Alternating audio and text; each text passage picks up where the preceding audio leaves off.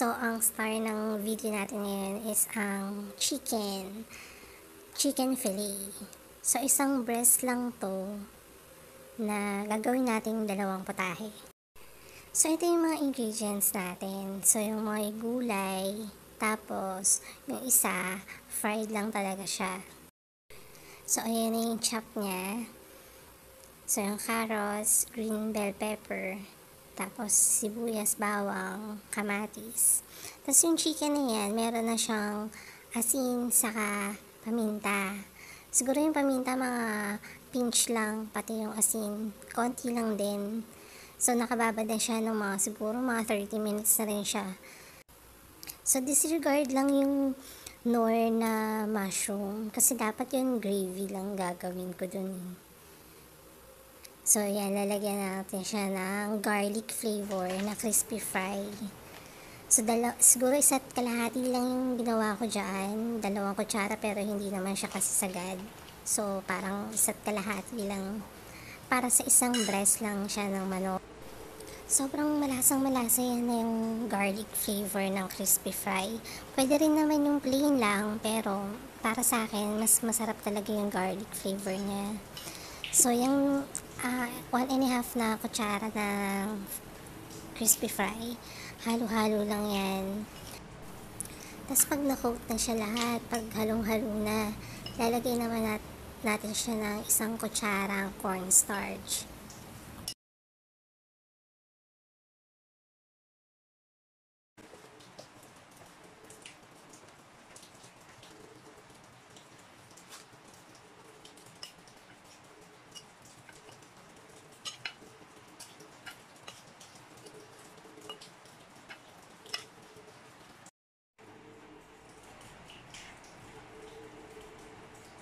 So, ayan, sticky na siya after natin lagay yung cornstarch saka yung crispy fry.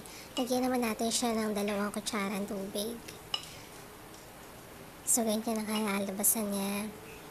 Para medyo lumablaw siya ng konti. Kasi pag walang tubig, sobrang dikit-dikit, matigas. Kaya, sakto yung 2 kutsara lang siya na tubig. Tapos, gawa naman tayo ng 3 kutsarang flour, saka 2 kutsarang cornstarch. Then naman natin siya i-roll bago natin siya i-fry. Sa maliit ko lang siya talaga niluto kasi para hindi ako mag-consume ng maraming mantika, saka para ma-deep fry na rin siya. Hindi magastos. Okay, game na tayo sa pag-fry. So, ganyan talaga yung ginagawa ko pag nag-fry ako Ganyan ang templado ko.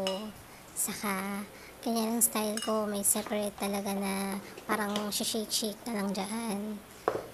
Para hindi na rin siya masyadong makalat.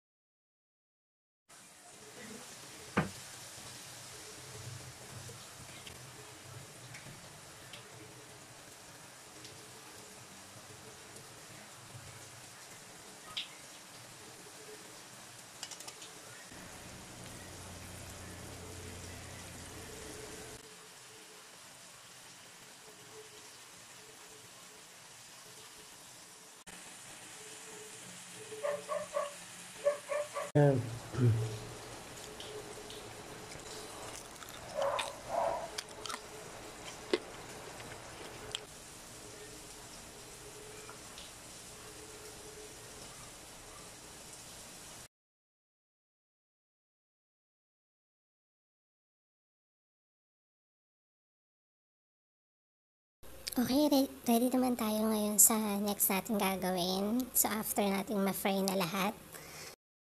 So, kuha tayo ng 1 sandok na mantika. Galing dun sa pinag-fryan din natin. So, igisa lang natin lahat. Bawang, sibuyas, saka yung kamatis. Sama-sama na siya dyan. Kahit na hindi pa naman lutong-luto yung sibuyas at saka kamatis. Nilagay ko na rin pati yung carrots.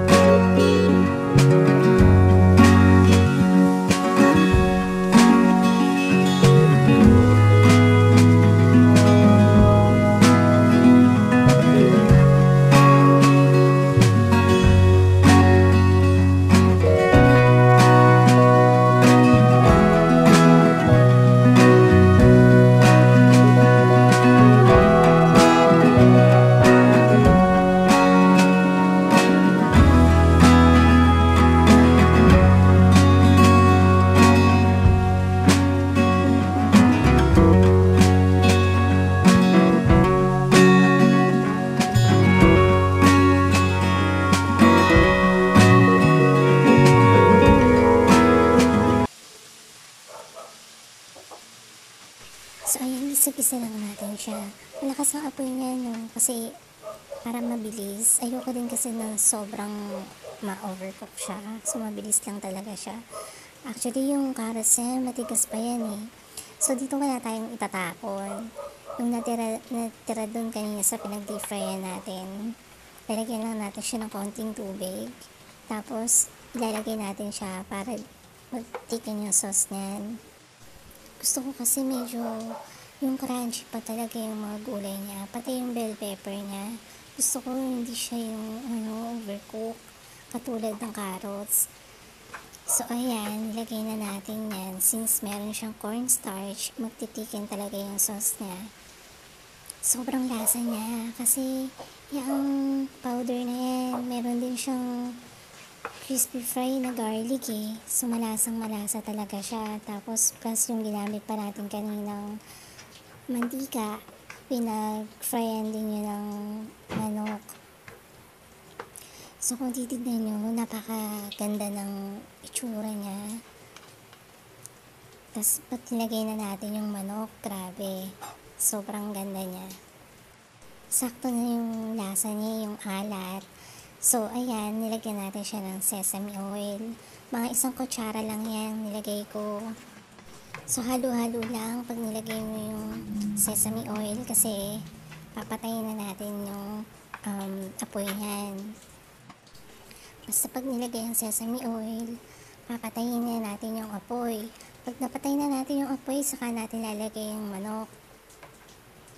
Para hindi na siya sobrang malambot. Crispy pa rin siya pag kinoat natin siya ng sauce ng mga gulay. So, this time, hinahalo ko siya pero wala na siyang apoy. Ilalagay na rin natin yung spring onion nang nakapatay na yung apoy. May nasama pang 1 slice ng sibuyas. Pero okay na rin yan. Alam nyo, itry nyo to kasi napakasarap. Tapos, mura pa. Kasi 1 breast chicken, tapos naparami na. Naging 2 putahe. Mukha pang mamahalin. Mukha kang kumain sa restaurant. Diba? Yung lasa niya, hindi siya maalat, light lang. Tapos napakalinamnam talaga. Yung manok pa lang, malinamnam na. Tapos, yung may sauce naman, sobrang linamnam ng sauce niya. As in, parang kukulangin ka pa. Kasi malalasahan mo yung sesame oil. Tapos yung medyo may tamis. Tapos yung alat, sobrang light lang. Napakalinamnam nung manok. Kasi ginamit din natin yung pinang-fry ng manok. Sobra-sobra. Try nyo na. Pag gumawa kayo, huwag nyo kakalimutang mag-comment sa comment section. Tapos, kung nagustuhan nyo man itong video na to, don't forget to like and subscribe.